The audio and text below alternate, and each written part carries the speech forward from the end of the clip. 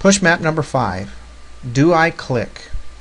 And as you can tell by the design of this push map, this is all about deciding whether or not the things that you find on web pages throughout the day, as we find, all of us find dozens if not hundreds of things to click on throughout the day, and where each one of those presents an opportunity to make a decision. Do I click or don't I?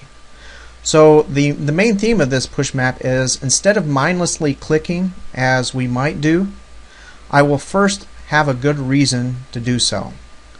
That all ties back to this concept of asking this question, do I click, when I'm presented with the opportunity to. So how can you determine whether or not you click? Well, here are 4 questions that you can ask that really have a bearing on whether or not you will. So first of all, does it have this thing that this link that I'm looking at that I have the potential to click? Does it contain information that directly impacts my life? You know, if it's about somebody's life and somebody's misery or whatever it may be that has no direct bearing on your life, why click it?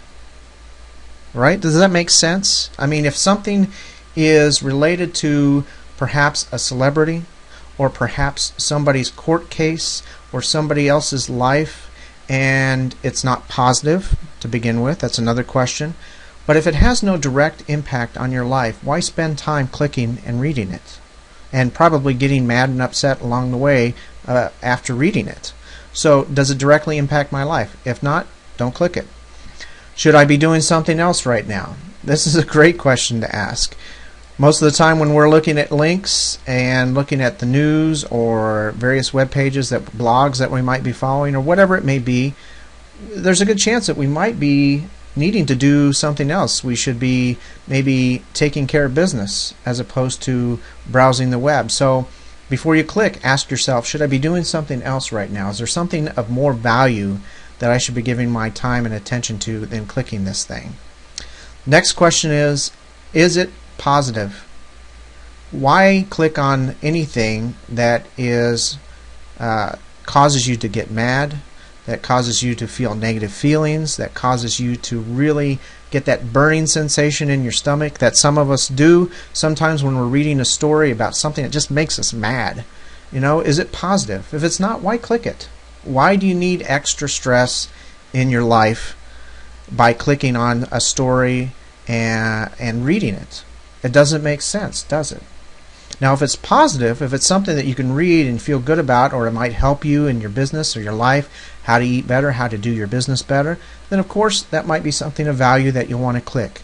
But if it's not, consider whether or not you really want to bring that kind of thing into your mind and think about it and feel those awful sensations that often come with reading horrible things.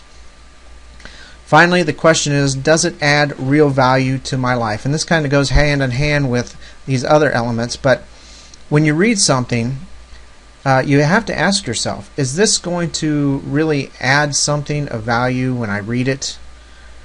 And if it's not, if it's just kind of like junk food for your mind, is it really worth your time and attention to click on it? And we have some examples here. Today's headlines.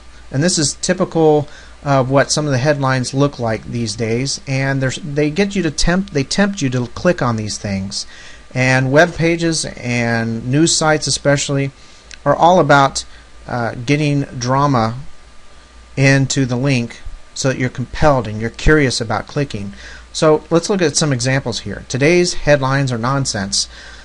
Now here's a story full of misery, pain, and despair. Read more to get depressed. Isn't that exactly what happens? You know, there's these stories that are all about somebody's misery, pain, and despair, and I'm not saying that you can't be empathetic at all. It's important to be empathetic. But are you going to read it and just get depressed? If there's nothing you can do about it, why read it, right? Or how about this? The meaningless of most of the stories that are out there. Singing star misplaces car keys, then finds them. See exclusive photos. Isn't that the ridiculousness of most of the headlines, or some of the headlines out there today? Or woman you don't even know does something that you couldn't care less about. Let me click on that. Or defendant lies. Watch a shocking video of her lying and get mad about it. What is the point in clicking on something like that? Or your friends like the best pickle ever. Give it 5 stars. Oh, I've got to click that. I want to know why they gave it 5 stars.